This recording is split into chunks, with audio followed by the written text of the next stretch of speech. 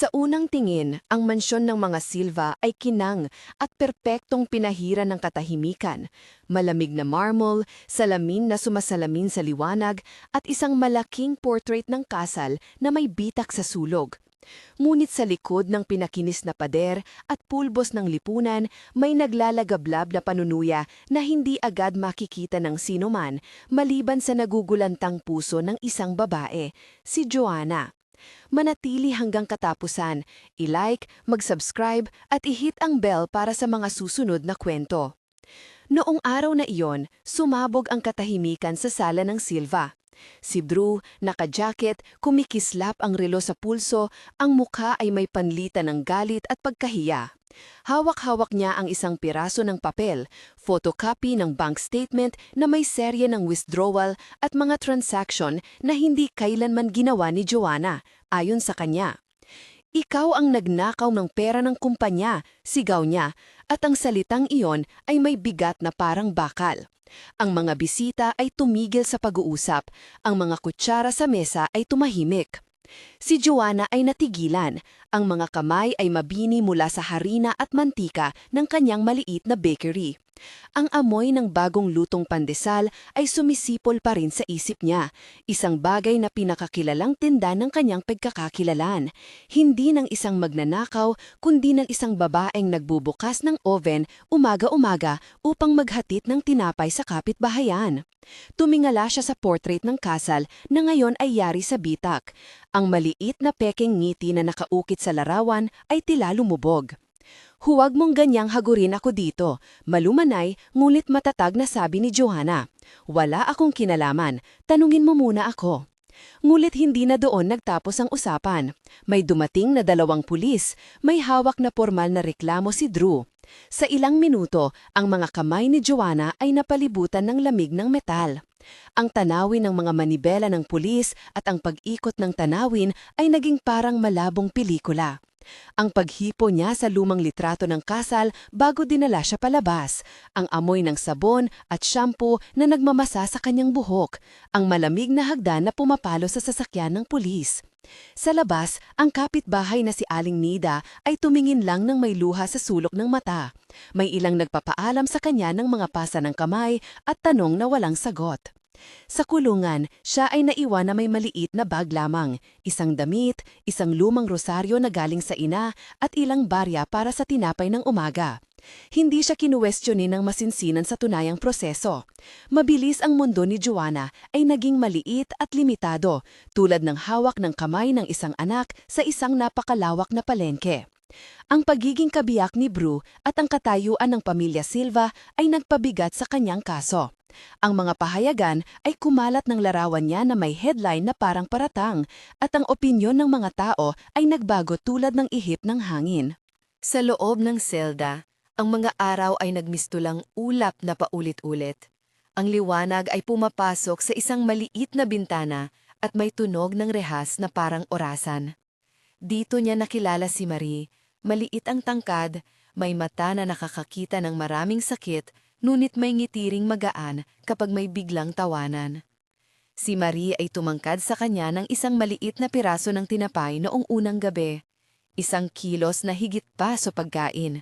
Iyon ay paunang alaala ng pagkakaibigan sa loob ng pader. Dito, kainin mo muna, sabi ni Marie. Baka hindi ka pa kumakain ng maayos simula nang umalis ka. Ang tinapay ay malamig, ngulit may lasa ng pagkalinga. Habang naglilinis ng lumang upuan sa likod ng selda, naaalala ni Joanna ang mga araw bago ang paratang. Ang pag-igpaw niya sa oven, ang pagtikim ng bagong batch ng ensaymada, ang kwento ng kanyang ina tungkol sa maliit na stall sa palengke na unti-unting lumago. Ang bakery ang naging kanyang mundo, ipinambayad niya ang mga bayarin, ipinadala ang kanyang mga magulang ng pera, at nagtipid para sa maliit na expansion ng cafe na pinapangarap. Ang pera na nawawala sa kumpanya ni Drew ay hindi lamang pera sa isang libro. Iyon ay hinaharap niyang personal. Kaya mas doble ang sakit, isang maliit na apoy ng pagkabigla na unti-unting nagiging abo kapag sinabi ng ibang preso na napanood nila ang video ng pag-aresto sa labas ng kafe. Sa mga unang linggo, sinubukan ng mga magulang ni Joanna na kumuha ng abogado. Ang tiwala nila kay Joanna ay hindi na tinitinag. Ang ama ay madalas umupo sa riles ng bakuran, hawak ang lumang rosaryo at nagdarasal ng tahimik sa gabi. Sa korte, ang unang hearing ay maikli at malamig. Prosecution rests, sabi ng isang abogado na tila nakasuot ng seguridad, at teacher-like manner ng judge ang tumitimbang ng mga salita. May mga testimonya, may photocopy ng bank statement, may signature analyst na nagsasabing may inconsistencies. Ngulit sa gitna ng lahat ng iyon, wala pa ring matibay na link na direktang nag-uugnay kay Joanna sa transaksyon. Ngulit ang reputasyon, ang pressure ng pamilya, at ang impluwensa ni Luelia, ang biyena na may tindig ng isang taong bihasa sa pag-ayos ng imahe, ay mas malakas sa unang yugto. Ang bail ay ipinagpaliban, ang mukha ni Joanna ay pumuti sa malamig na liwanag. Sa loob ng kulungan, nagpalit-palit ang mga araw. May umaga ng paglilinis, mga hapon ng kwentuhan, at gabi ng tahimik na pag-iyak sa paligid. Si Marie ang naging guro ng mga maliit na bagay na kailangan sa loob ng pader. Paano gumawa ng mainit-init na kape gamit ang maliit na burner, paano itago ang hugis ng mga kamay para hindi agad mapansin ang pagkapagod. Ngulit may mga gabi ring, siya ay nanginginig at hinihimas ang sugat ng pagkakanulo. May isang gabing nagising siya sa gitna ng dilim at nakita ang pagkabali-bali ng portrait ng kasal sa kanyang bag, naiwanan mula sa pag-aresto at iniluwan niya ang init ng luha na parang mantika mula sa kanyang mga mata. Sa kanyang isipan, pinaliliwanag niya ang posibleng motibo kung kailanman may gumawa ng ganitong bagay laban sa kanya. Ang kasino sa buhay ni Luelea ay hindi lihim. May mga bulong-bulungan tungkol sa utang, sa mga kilosang lihim sa likod ng mga bank transfers. Si Drew, sa kanyang mga public statements, ay nagpapakita ng kalungkutan at galit na magkasama. Para bang may dalawang mukha ang kanyang pagtingin sa asawa. Isang asawa na dapat magsuyo at isang taong sinisismulan ang dangal ng pamilya. Si Joanna, sa kanyang maliit na mundo ng harina at oven, ay hindi palagayang manira. Ngulit hindi rin siya mahina, may isang gumagapang na determinasyon na hindi sadyang natatabunan ng pagsisisi. Nagdaan ang mga buwan. Sa labas, ang buhay ng Silva ay bumalik sa nightly dinners at social functions. Sa loob naman, si Joanna ay unti-unting nagbuo ng maliit na ritual. Maglilinis ng sariling plato, maghahanda ng isang tasa ng tsaa bago matulog at magsusulat ng maliit na tala para sa kanyang ina. Sa mga liham na dumarating mula sa pamilya, may mga pamungusap na nagpapalakas, huwag kang mawawala ng pag-asa, at alam namin ang iyong tunay. Ngulit may isang liham na dumating na nakasil, may pangalan ng isang taong hindi niya inaasahan, ang abogado na nagngangalang Attorney Reyes. May mahihinging sulat na nagsasabing may posibilidad na may lumilitaw na bagong ebidensya. Isang lumang notebook na nakitang naglalaman ng listahan ng mga transactions at mga petsa kasama ang mga palatandaan ng forged signature. Hindi namin masabi kung mahuhulog ito sa tamang oras nakasulat dito, pero may paraan upang muling buksan ang kaso. Ang pag-asang iyon ay parang kasutang bagong hinabi sa umaga, banayad, hindi pa matatag, ngunit may pakilamdam na pwedeng pagyamanan. Si Joanna ay yumuko sa maliit na upuan at hinawaan ng rosaryo. Hindi siya naniwala agad, subalit may makakabasang ilaw sa kanyang puso na nagsabing hindi pa huli ang lahat. Sa loob ng cell, si Marie ay tumingin sa kanya at ngumiti ng konti. "Kaya mo yan," sabi niya. "Kung may liwanag pa sa labas, abutin natin." Ngunit hindi gaano kadali. Habang may bagong ebidensya, may mga piraso pa rin kailangang buuin, mga signatures na dapat patunayan, mga bank records na dapat i-trace. At sa gitna ng lahat ng ito, si Luelea ay hindi natulog. Ang kanyang mga kaibigan sa komunidad ay nagsimulang maglabas ng magkakaibang versyon ng kwento. Si Joanna daw ay may lihim na bisyo, si Joanna daw ay may galaw na nagbabanta sa imahe ng Silva. Ang maling akusasyon ay kumalat sa mga social circles at parang mancha na mahirap punasan. Si Joanna ay nag-iisip kung paano niya haharapin ang katotohanan at ang pangarap na maibalik ang pangalan niya, hindi para lang sa kanyang sarili kundi para sa maliit na bakery na nasa kanyang isip. Ang abogado si Attorney Reyes ay dumating sa kulungan isang araw na may dalang maliit na pakete, isang napupurol na notebook at isang USB flash drive. May nagsabi na nakita nila ito sa loob ng study ni Luelia, mahinang sabi niya. Hindi pa nating alam kung totoo, pero kailangan nating mag-request ng reopening hearing, kailangan ng testimonya, at kailangan nating patunayan ang pagkakabuo ng dokumento. Si Joanna ay tumingin sa notebook at nakita ang mga titik na paunti-unting nabubuo, mga petsa ng transfer, mga account numbers, at isang pattern na hindi tugma sa kanilang mga orihinal na resibo mula sa bakery. Sa dulo ng pahina, may maliit na palatandaan, isang pirma na halatang iba ang paghugis kaysa sa pirma ng kanyang asawa. Habang naghahanda para sa posibleng pag-angat ng kaso, lumitaw ang muling pagkabalisa. Ano kung hindi sapat ang ebidensya? Ano kung si Luelia ay namatay at may kakayahang ipalit ang kwento? Ang mga gabi ni Joanna ay napuno ng mga tanong, ngunit sa bawat pagdududa, may isang maliit na apoy ng determinasyon, hindi lamang para sa kanyang pangalan, kundi para sa mga umagang puno ng singaw ng tinapay at sa bawat batang naghawak ng kanyang pastry na may ngiti. At habang naghahanda ang abogado sa mga papeles at inaayos ang maliit na notebook para maipakita sa korte, si Joanna ay nakaupo sa kanyang kama at pinisil ang lumang litrato ng kasal na unti-unting nagiging alikabok sa gilid. Alam niya na may isang sandali na malapit na, isang sandaling haharapin niya ang hukom, ang taong mananatiling matigas sa loob ng balintataw ng mga mamamayan at ang taong magpapaikot ng napakaraming buhay. Ngunit higit sa lahat, alam niya na hindi siya nag-isa. Ang tinapay na kanyang niluto, ang mga kamay na kanyang pinakain, ang mga mata ng kanyang pamilya, lahat iyon ang bumabalik sa kanyang lakas. Isang hapon, habang tumatahol sa malayo ang mga aso ng compound, dumating ang tawag mula sa Attorney Reyes. May na-schedule ng preliminary hearing para i-open muli ang kaso at presentahin ang notebook bilang bagong ebidensya. Ang puso ni Joanna ay tumunog ng malakas, ang kanyang mga daliri ay nanginginig. Sa loob ng sandali, dumilim ang paligid, ngunit sa likod ng dilim ay may isang tila malamlam na liwanag. Ito ang pagkakataon na maglatag ng katotohanan. Ngunit bago humarap sa hukuman, kailangan munang harapin ang pinakamahirap na tao sa lahat, si Luelia. At sa pagitan ng dalawang babaeng iyon, may isang lihim na nakasilid, isang maliit na susi na pwedeng magbukas ng pintuan ng katarungan o mag-lock muli sa lahat ng nadama ni Joanna. Malamig ang hangin nang dumating si Attorney Reyes kinabukasan. May dala siyang isang sobre at isang maliit na kahon na balot sa lumang tela. Nakaupo sa maliit na mesa ng visiting room, pinilit ni Joanna na hindi magpakita ng labis na pag-aalala habang binubuksan ng abogado ang papel.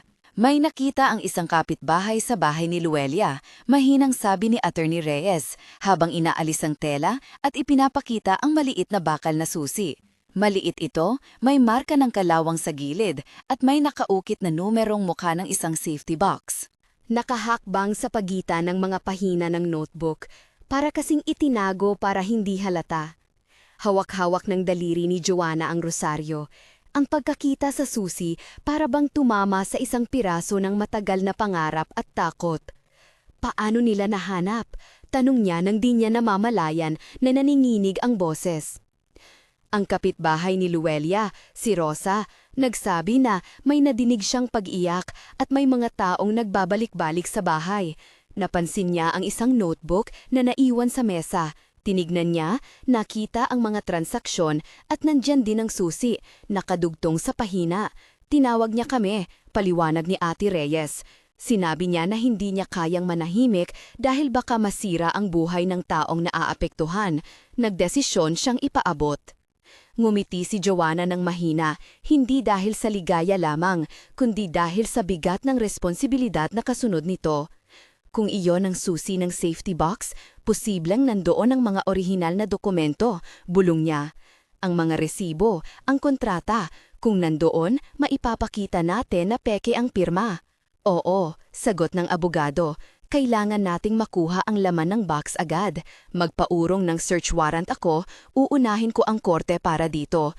Pero dapat handa ka, baka umatras ang iba o magtangkang sirain ang ebidensya. Tumanga si Joanna, naglakbay ang kanyang isip sa mga umagang pag-ihaw ng harina at ang mga kamay na umaabot ng tinapay sa mga bata. Hindi niya hinihingi ang paghihigante. Gusto niya lamang ng hustisya para sa tinapay na itinayo nila ng asawa niya at para sa pangalan na naging ugat ng kanilang pagkakakilalan. Sa loob ng araw, nag-ikot ang balita sa maliit nilang baryo. May mga tumigil sa pagbili ng tinapay, may mga tumatawag, may nagpadala ng liham na nagpapahayag ng suporta. Si Marie, sa kabilang kama, tumayo at niyakap siya tulad ng laging ginagawa. Simpleng kilos, ngunit puno ng kapit. Hindi nagtagal, dumating ang balita na naaprobahan ang search warrant. Kasama ang pulis at si Ate Reyes, pumasok ang isang maliit na pangkat sa bahay ni Luelia. Sa harap ng silid-aralan ni Luelia, isang pader ng estante, lumang mesa at mga kahon ng papel, doon nila nakita ang isang maliit na metal na kahon na puno ng alikabok. Nakalagay ang numero ng susi sa ibabaw ng loob ng takip. Ibinuka nila at nakita ang mga dokumento, mga kopya ng bank transfer, resibo at ilang napunit na papel. Sa isa, malinaw ang pirma, hindi tugma sa pirma ng asawa ni Joanna. Ilang dokumento ang may markang petsa na hindi magkatugma sa iba pang transaksyon. May mga resibo na ipinapakita na may paglipat ng pondo sa ibang taon, habang ang orihinal na deposit slip ng bakery ay nagpapakita na ang pera ay hindi umalis sa account. Isang lumang check, bahagyang natuyo ang tinta, naglalaman ng isang pirma na halatang hindi tugma, ang pirma na ginamit para idirekta ang pondo. Nakaramdam si Joanna ng kakaibang paghahatak sa dibdib nang pinakita sa kanya ng pulis ang isa sa mga dokumento. Ito ba ang totoo? Bulong niya, at para sa isang saglit ay sinali ng mundo ang kulay. Ngunit hindi pa tapos. Nang mailabas ang mga papel, may nakita silang isang maliit na sobre na may nakadikit na label, isang address ng isang maliit na storage unit sa kabilang bayan. Wala roon ang susi, ngunit may natitirang talaan ng numerong tumutugma sa maliit na bakanting unit. Kung buksan natin iyan, sinabi ni Ate Reyes, pweden may mas malawak pang patunay. Ang lion's share ng gawain ay naging isang karera ng oras. Kailangan nilang ipakita agad ang laman ng kahon sa preliminary hearing. Kailangan nilang magkaroon ng saksi na magpapatunay na ang mga pirma ay hindi tugma at na ang transaksyon ay hindi katulad ng ipinahayag. Naghanap si Ate Reyes ng eksperto sa pagsusuri ng sulat kamay. Isang retired na opisyal ng bangko, si Mang Donato, na kilala sa kanilang lugar dahil sa kakayahan nitong magbasa ng mga linyang hindi nakikita ng iba. Dumaan ang gabi na tila walang katapusan. Si Joanna ay hindi nakatulog ng maayos. Sa ilalim ng ilaw ng maliit na lampara ng selda, binasbas niya ang lumang litrato ng kasal at inisip ang mga araw ng pag-asa. Hindi para lamang sa sarili, ngunit para sa mga kaingapoy na kainan at mga kaibigan na tumigil sa pagtingin sa kanya ng may takot. Ang maliit na susi ay naging isang konkretong posibilidad na magbabalik ng kanyang danggal. Sumapit ang araw ng preliminary hearing. Sa labas ng courthouse, nag-ipon ng iba't ibang muka. Ilan sa mga ito ay tahimik na sumusuporta, may mga nagdududa at may ilang naglalabas ng mga bulong-bulungan. Nakita ni Joanna ang ilan sa kanyang mga dating suki, may ilang pumipintig ang mga kamay ng pag-aalala at may ilan na lalo lamang lumayo. Ngunit may mga kamay din na nag-abot sa kanya ng maliit na supot ng tinapay bilang tanda ng suporta, simpleng kilos ng pakikiisa. Isinama si Marie sa tabi ni Joanna. Ang kanilang mga yakap ay sapat na paalalahanan si Joanna na hindi siya nag-iisa. Alahalanin mo, pabulong ni Marie, hindi mo kailangan magmadali. Hayaan mo ang katotohanan ang magsalita. Pumasok sila sa maliit na silidlang korte. Ang hukom ay isang babae na kilala sa pagiging patas ngunit matimtiman. May dala-dalang papel si Ate Reyes, ang notebook, ang USB at ang mga dokumentong kinuha mula sa kahon. Sa kabilang panig, hindi nagtagal ay dumating ang legal na tagapagsalita ni Luelia, isang lalaki na may maingat na ngiti at mapanuring mata. Nagsimula ang pagdinig. Ipinresenta ni Ate Reyes ang notebook at ang susi bilang bagong ebidensya at hiniling na buksan ang safety deposit unit na nakasaad sa natagpuang sobre. Tumayo ang abogado ni Luelia at agad na nilabag ang kanyang tinig. Objection! Mariin niyang sinabi. Hindi malinaw ang chain of custody. Paano ninyo napatunayan ang mga dokumentong ito ay hindi naging kontaminado o inilipat ng hindi otorisado? Tumahimik ang silid. Si Joanna ay nakatingin sa ibabaw ng mesa, ramdam ang bawat salita na tila binibigyan kahalagahan ang kanyang buong buhay. Hindi kami nakakarating dito kung hindi dahil sa katapangan ng isang kapitbahay, sagot ni Attorney Reyes, malumanay ngulit matibay. May nagpatunayan na nakita ang notebook sa loob ng bahay ni Luelia. May susi na natagpuan sa parehong notebook. Ang mga dokumentong kinuha mula sa kahon ay may kaugnayan sa mga transaksyon na una nang inakusahan kay Joanna. Humihiling kami na payagan ang karagdagang paghahanap sa unit na ito at kung papayagan ng korte, ipapakita namin ang buong kargamento ng ebidensya at magpapakilala kami ng eksperto sa pagsusuri ng sulat kamay. Habang nagpapatuloy ang pagtatalo, naramdaman ni Joanna ang bawat tinta na parang naglalakad sa kanyang balat. Ang abogado ni Luelia ay nagtanong ng malalalim at mahabang tanong na tila sinusubok ang banghay ng ebidensya. Ngulit may isang sandali na ang hukom ay tumingin kay Joanna, hindi may paghatol kundi may hinahanap na alinlangan. Bibigyan ko kayo ng agarang hearing para sa motion na ito, sabi ng hukom pagkatapos ng ilang sandaling katahimikan. Ngulit magiging limitado ang presentasyon. Kung may karagdagang ebidensya, dadalhin ninyo ang mga ito sa tamang proseso. Paglabas ni Joanna mula sa silid, may isang matalim na tingin ang tumama sa kanya mula sa gilid, si Luelia. Nangangiti sa isang malamlam na paraan, tila may hawak na siguro. Lagtagpo ang kanilang mga mata sa maiksing sandali. Maraming bagay ang hindi nasabi sa kanyang mga titig. Sa puso ni Joanna may kumaluskos, nagbabantang posibilidad na ang lihim na susi ay maaaring masira o mawala kung hindi sila kikilos ng mabilis. Ano ang plano natin? Tanong ni Joanna kay Attorney Reyes nang maglakad sila palabas ng courthouse. May ilang bagay pa na kailangan pa, paliwanag ng abogado. Kakailanganin natin si Mang Donato para sa pagsusuri ng pirma. Kailangan din natin patunayan ang chain of custody at ang pagkakatuklas ng susi. At higit sa lahat, kailangan natin makuha ang laman ng unit sa kabilang bayan bago may mag-ibang ang anyo. Huminga ng malalim si Joanna. Alam niyang ang laban ay papasok sa mas malalalim na hukuman, hindi lamang sa korte kundi sa puso ng komunidad. Ngunit sa kaibuturan ng kanyang pananampalataya, may tiwala siyang unti-unting lumalago. Unti-unti, ang maliit na susi ay nagiging malaking bukas. Habang naglalakad pa uwi si Joanna papunta sa kulungan, kasama ang mga pangalan ng mga taong susuporta at ang mga araw ng paghihirap, napagtanto niya na ang tunay na laban ay hindi lamang para sa kanya. Para ito sa mga umagang nagluto ng tinapay para sa pamilya, sa mga batang may ngiting kumakanta ng kanilang pagkabata, at sa bawat taong pinatawad ng pagkakataon na mabago ang kanilang pangalan.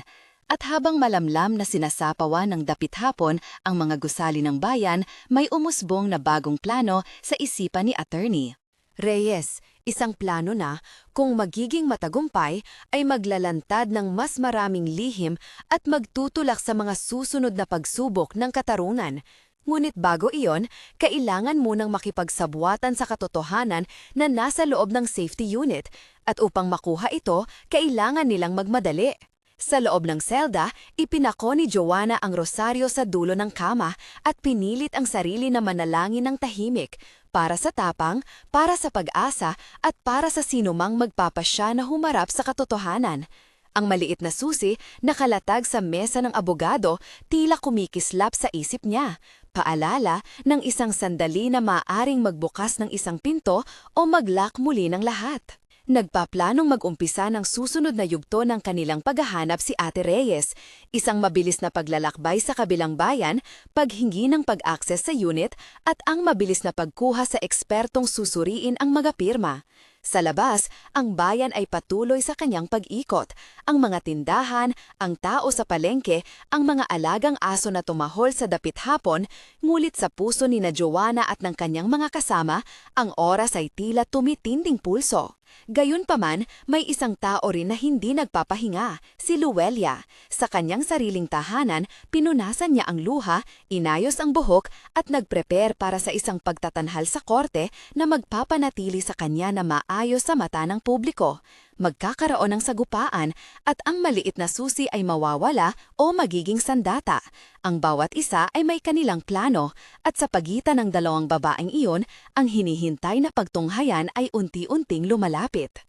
Ang korte ay magbibigay ng susunod na hakbang bukas, ngulit may isang taong naglalakad ngayon sa dilim ng bayan, dala-dala ang lumang notebook at ang munting USB at bitbit rin ang maliit na bakal na susi, isang bagay na pwedeng magbukas ng pinto ng katarungan o magdala sa kanila pabalik sa dilim.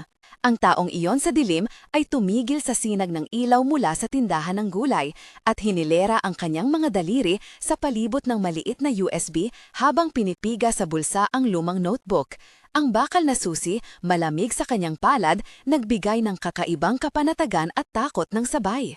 Sa tabi ng bangketa, pumihit siya at tumingin pabalik. Ang mga bintana ng bayan ay nagliliwanag pa rin. May mga taong nag-uusap pa sa harap ng mga sari-saring tindahan.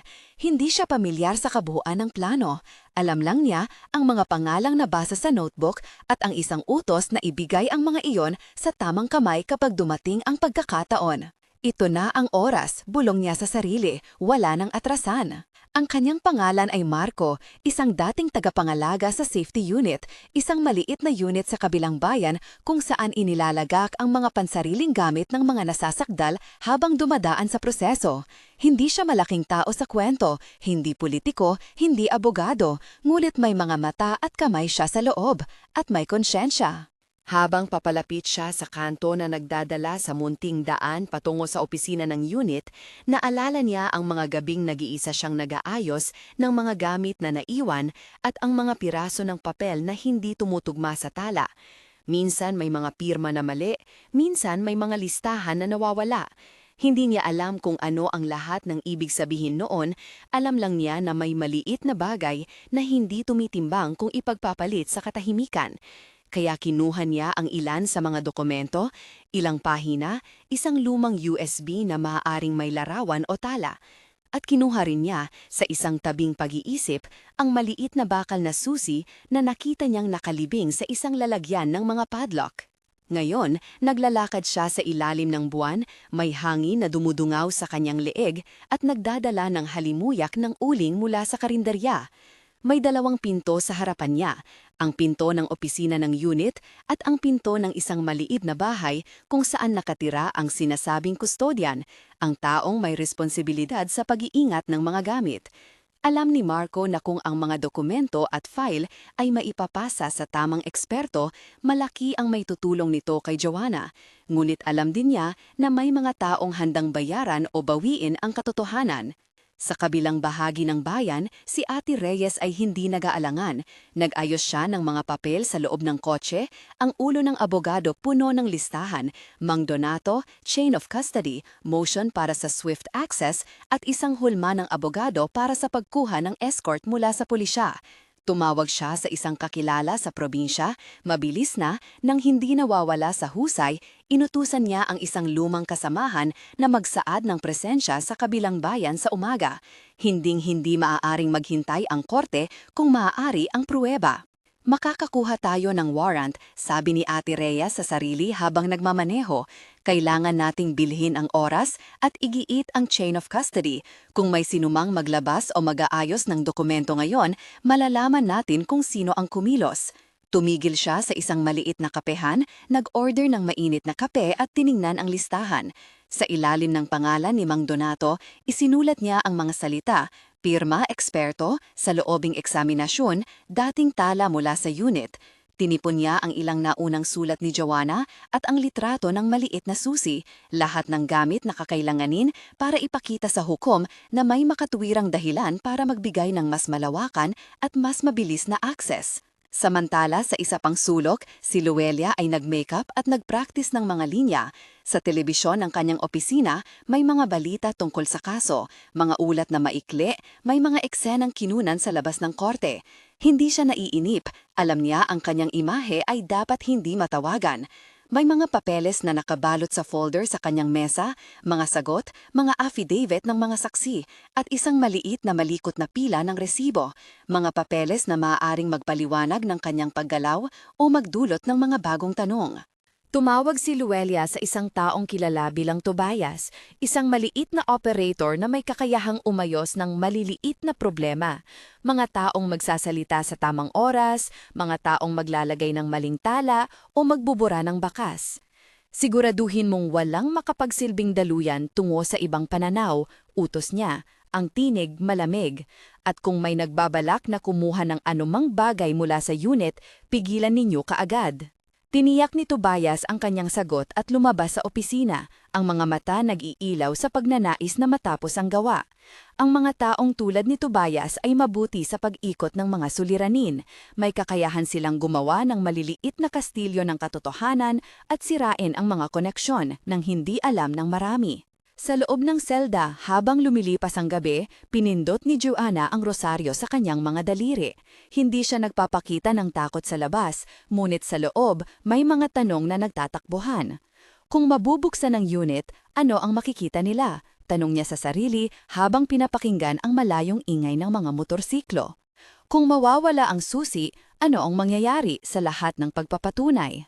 Ang pintuan ng selda ay bahagyang kumatok. Dumaan ang oras at isang maliit na pag-asa ang dumating sa anyo ni Sister Emel, isang maliit na madre na madalas magtungo sa kulungan upang magdala ng tinapay at pag-asa.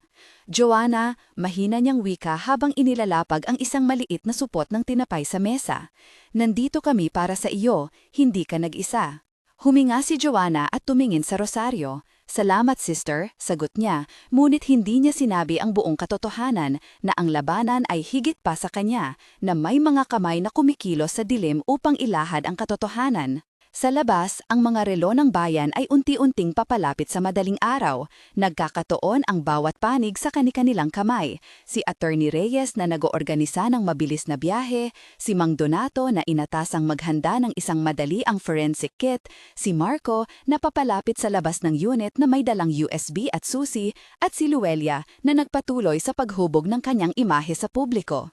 Dumating si Mang Donato sa maliit na opisina ng abogado ng may dalang maleta, hindi yata isang maleta ng pera kundi ng mga instruments at mga form. Kailangan nating kumuha ng swab ng mga lugar kung saan humawak ang susi, sabi niya agad, hindi nawawala sa pagkatotoo. At kailangan natin ng dokumento na magsasaad ng chain, kailangang may dalawang saksi at isang notaryo kung maaari. Nagkatinginan sila Attorney Reyes at Mang Donato.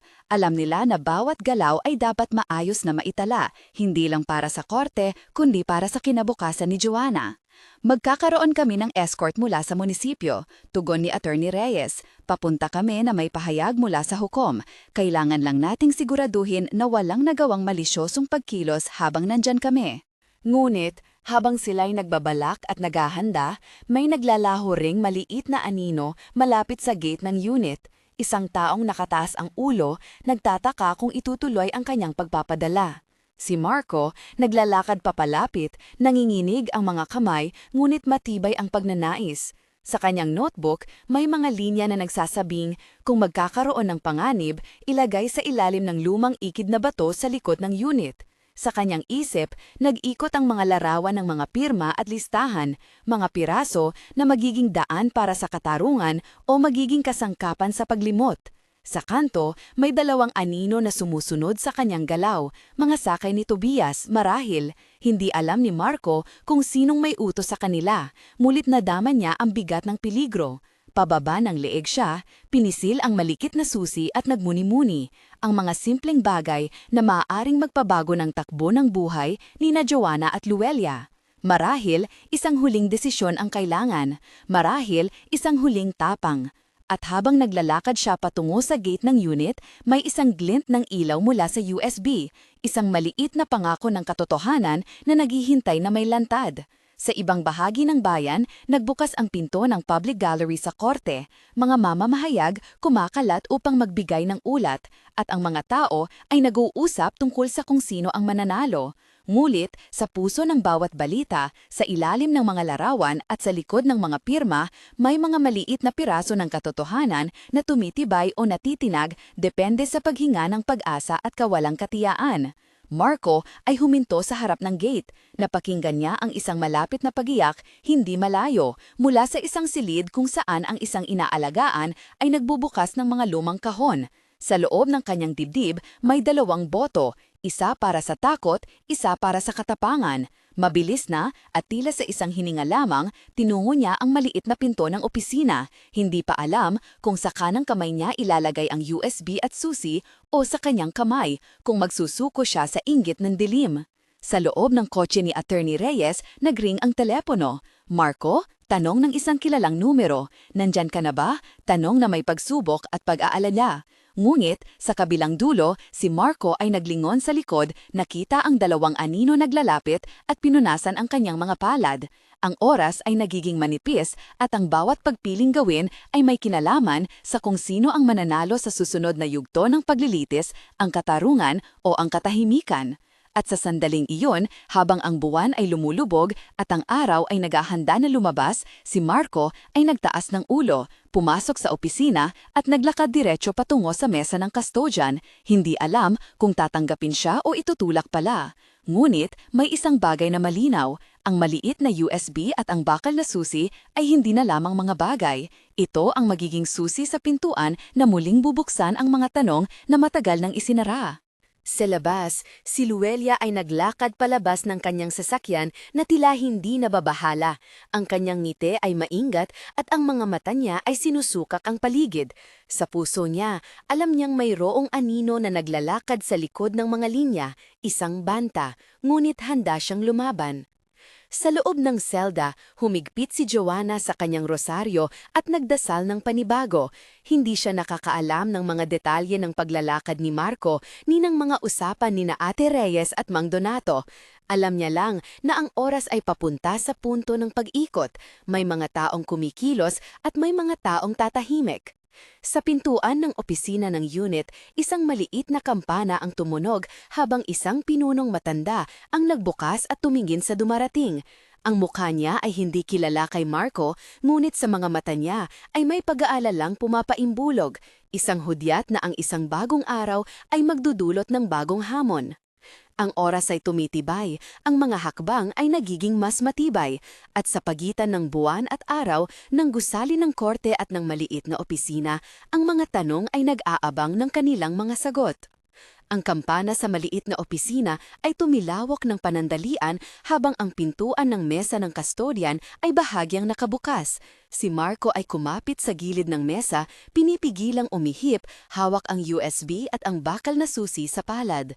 Sa loob ng siping iyon, tumitibok ang ilan pang alaala, ang panunulat sa notebook, ang tagubilin na pumaimbulog sa ulo niya tungkol sa lumang ikid na bato sa likod ng unit. Ngunit marito siya ngayon at ang oras na dapat niyang gawin ang huling desisyon ay dumating. "Anong hanap mo, anak?" tanong ng matandang custodian nang tumindig siya at lumingon. Ang mukha ng lalaki ay guhit-guhit, ngulit may mga matang malambot pa rin. Si Marco ay huminga ng malalim, pinilit ang boses na normal. "Kukunin ko lang po ang mga lumang records, may iniwan akong dokumento dito kahapon." Ang matanda, si Mang Donato, tumitingin ng mantaps at nagtangkang magbukas ng papeles sa mesa, mulit agad siyang tumango at bumalik ang tingin kay Marco. "Walang taong nag-iwan ng ganun dito kagabi. Anong pangalan mo?" "Basta, Marco," sagot niya, hindi ganap na sinisira ang lihim. Hindi pa naglalaho ang 2 anino sa labas.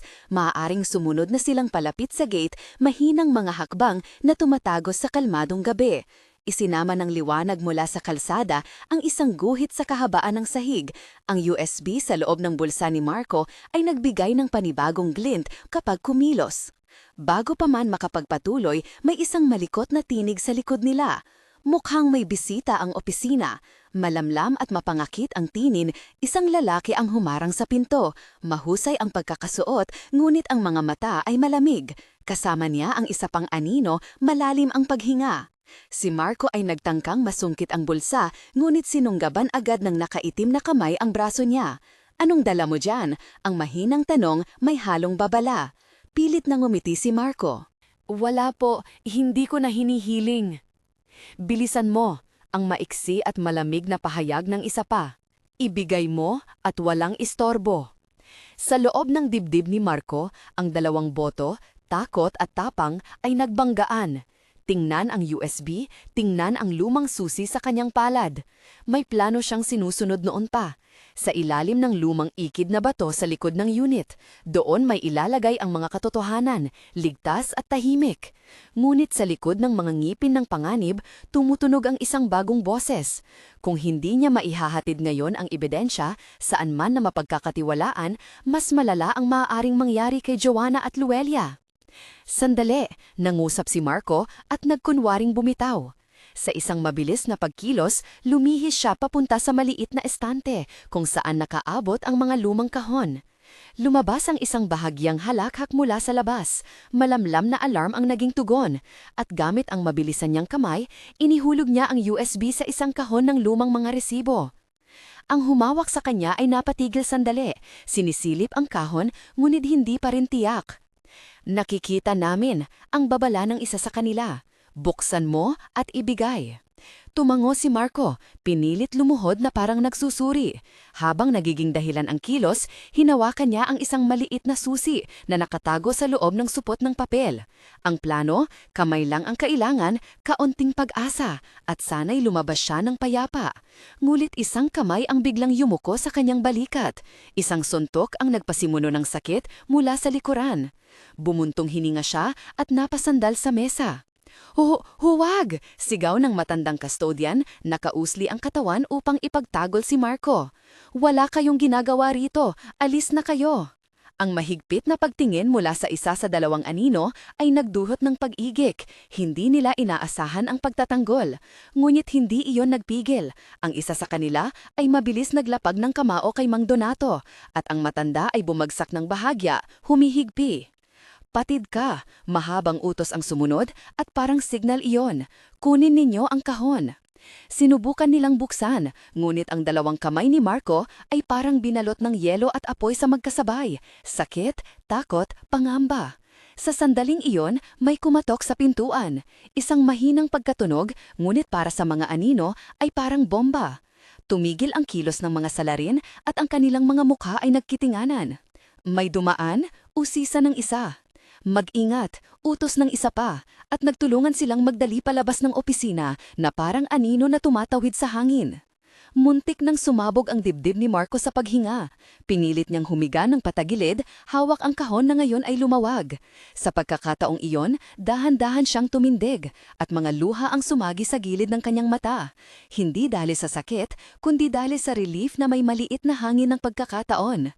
Si Mang Donato ay unti-unting bumangon, nanginginig ang mga kamay, ngulit ang mata niya ay may bagong sigla. Hindi takot, kundi pagkakainggit sa tapang ni Marco. Anong balak mo? Bulong ng matanda, hindi hinihingi ang sagot. Ang USB, sagot ni Marco, at agad niyang sinubukang buksan ang kahon sa ilalim ng mesa. Walang oras para pumayag sa sarili na maubos ang lakas. Kumuha siya ng lumang supot na nakaipit sa kahon at sa loob nito naka-envelope ang maliit na USB, parang maliit na bato sa ilalim ng luwad. Tumayo si Marco at bumalik sa pintuan ng opisina. Narinig nila sa labas ang maliliit na paggalaw. Maaari pa rin silang bumalik, kaya nagmadali siya papunta sa gilid ng gusali. Sa likod, may lumang ikid na bato na inilibing na bahagya ng mga damo at panahon. Maliit na markang pangalan ng isang nagdaang may-ari na natabunan na ng ulap ng kasaysayan. Itong si Marco ang tumingin sa bato, isinilid sa ilalim ang maliit na USB at ang susi, sama-sama parang dalawang maliit na sandata ng katotohanan. Nang mailagay na niya, pinisil niya ang bato pabalik upang maging parang hindi napansin. Maya-maya, may tunog ng motorsiklo, mabilis siyang tumalikod. Sa mukha niya, isang bagong tapang ang nagniningning. Hindi niya kailanmang inisip na magtatapos dito ang gabi, ngunit ang maliit na kahon sa ilalim ng bato ay parang isang maliit na altar ng pag-asa. Habang papalayo siya, may isang malamig na kamay na naghawak sa kanyang balikat. Ang isa sa dalawang anino ay umalikabok na parang upo sa hindi inaasahang liksi. Akala mo'y makakalaya ka na? Ang pag-aalimpungat na tinig. Ngulit bago pa man maabot ng kamay ang kanyang mga pulso, may nagbukas ng pinto ng malapit na sasakyan. "Marco!" Sigaw sa telepono ni Attorney Reyes mula sa kabilang linya, dala ang malasakit sa boses. Kahit may dumamong pangamba, nagawang sumagot ni Marco ng mabagal. "Nandito po, ginawa ko na." Sa kabilang banda, si Attorney Reyes ay mabilis na lumabas ng kotse, nagtatakbong papalapit sa maliit na gusali, may hawak na pinto na parang swerte. Nang makita niya si Marco, may litaw na pagod at dugo sa labi, ngunit ang kamay ni Marco ay nakataas at may pahiwatig, may taglay, sikat na naipagkatiwala sa kanyang mga kamay. May mga nakaabang, bulong ni Marco nang huminga ng mabigat. Inilagay ko sa likod, sa ilalim ng lumang iked. Hindi siya nakaranas ng pagkaantala, at Attorney Reyes ay tumingin sa kanya at sa isang iglap na pagkasunduan nila ang strategy, isang namang kahulugan ng tiwala ang naguugnay sa kanila. Ngulit ang pag-ulan ng mga anino ay hindi pa natatapos. Sa kanto ng kalye, nagtipon na ang ilan pang mga mata, mga mamamahayag na nagmamasid, mga taong handang itanong. At sa loob ng korte, ang gallery ay nagsisimula ng mapuno. Sa bawat paghinga, palapit na ang oras na ilalatag ang katotohanan o muling itataboy ito sa dilim. Sa loob ng selda, si Joanna ay nagpatuloy sa pagdarasal, hindi alam ang detalyeng gumagalaw sa labas. Sa mesa ng kustodyan, si Mang Donato ay nag-iisip kung anong dapat gawin, ipagtanggol ba ang kabataan o sundin ang takot. Sa labas, ang buwan ay nagtatago pa rin sa likod ng mga ulap, higit ring magtatanghal ng bagong araw. Naglakad ang tatlong tao, si Marco, si Ate Reyes at si Mang Donato, papunta sa kotse. Ngulit sa isang iglap, isang sasakyan ang dahan-dahang umikot sa kanto, may kislot ang ilaw at isang tinig ang sumambit mula sa bintana. Huwag kayong magkamali, huwag niyong sirain ang buhay niyo. Ang boses ay pamilyar, malamlam, pinaghalong pagmamataas at pagbabanta. Ang bawat hakbang ay may timbang na sinukat ng panganib. Ang lungsod ay nag-aabang sa hatol na magmumula sa loob ng korte. Ngunit, bago pa man magsimula ang pagdinig, ang mga taong hawak ng lihim ay naglalaad na sa dilim, at ang mga desisyon ay mabigat na tulad ng mga batong pinapasan ng mga nagdaan. Humahawak pa rin sa balikat ni Marco ang malamig na kamay nang tumayo si Mang Donato at tumingala. Ang mga mata niya ay tila kumulo sa isang mabagal na apoy. Hindi namin hinahayaan ang takot ang magdikta ng buhay ng kabataan, mahinang wika niya, nanginginig man ang tinig, ngulit matibay sa loob. Ang boses mula sa sasakyan ay nagngingit-ngit, ngunit may kakaibang pag-aalangan, hindi agad sumagot. Si Ate Reyes ay mabilis na kumilos. Inilabas niya ang isang maliit na pahintulot at naglakad papunta sa ilaw. Ipinakita ang kanyang pagkakakilanlan at sinabing may mga mamamahayag na naroon. May mga saksi, ang anumang pag-atake sa kanila ay magpapakita ng masamang liwanag. Ang mga anino sa loob ng sasakyan ay tila nag-aalinlangan. Sa galaw na parang sukatang muli ang posibilidad, bumilis ang bakina, humagulgol ang ilaw at sa isang iglap, umarangkada ang sasakyan, nag-iwan ng maikling ulap ng usok at nagkunwaring naglaho. Huminga ng malalim ang tatlo. Dumaloy sa kanila ang malamlam na katiyakan, hindi na nakaw ang katotohanan, ngunit napalapit na ang panganib. Umupo si Marco sa kotse, pinisil ang pulso niya na parang sinasabi sa sarili na tumibay. Kailangan nating pumunta sa korte ngayon, sabi ni Ate Reyes, walang pag-aalinlangan. Kung maipapakita natin agad ang ebidensya, may pagkakataon tayong pigilan ang pagpapatuloy ng kaso ni Joanna at mailantad ang mga nagsusulid. Sa loob ng selda, si Joanna ay hindi nakakaalam ng pag-ikot ng mga pangyayari. Nakayuko siya, mga daliri magkadikit, lumalamlam ang pagdarasal sa kanyang bibig na tila humahaplo sa malamlam na dingding. Sa puso niya, may kakaibang katahimikan, hindi na takot lamang kundi pag-asa na itinatag sa pananalig. Hindi niya alam na may maliit na kahon, isang USB na sinisikap isalba sa ilalim ng lumang ikid para sa kanya. Hindi niya naririnig ang mga hakbang sa labas na nagmamadali upang ihatid iyon sa hukuman. Pagdating nila sa korte, ang galeriya ay punong-puno, mga mukha ng mamamahayag, mga kaanak na nag-aabang at ang mga taong may magkaibang interes. Ang mga upuan para sa publiko ay halos walang puwang. Pumasok ang hukom ng may mabigat na titig at yumuko ang katahimikan habang ang tawag pangalan ay tinatawag. Si Ate Reyes ay tumayo, pinanghahawakan ang papel na tila isang susi ng pag-asa. Mahal na hukom, panimulang pananalita niya. Hiling ko ng mabilis na pagsusuri ng bagong ebidensya na aming natagpuan kagabi. Mahalagang file na magbubukas ng mga motibo at mga transaksyon na may kinalaman sa kasong ito.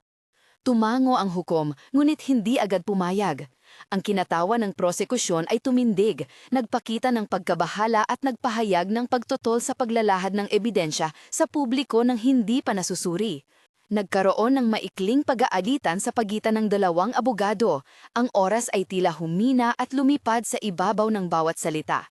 Sa wakas, nagpasya ang hukom na magbigay ng limitadong pagkakataon.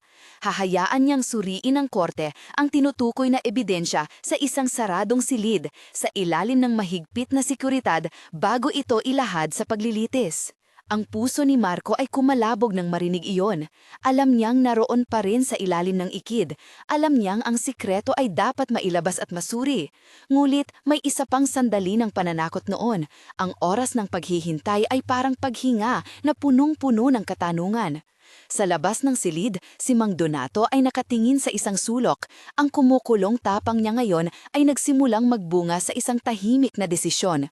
Kung kinakailangan, siya ang sasama sa pagkuha ng ebidensya mula sa likod ng gusali upang dalhin ito mismo sa korte.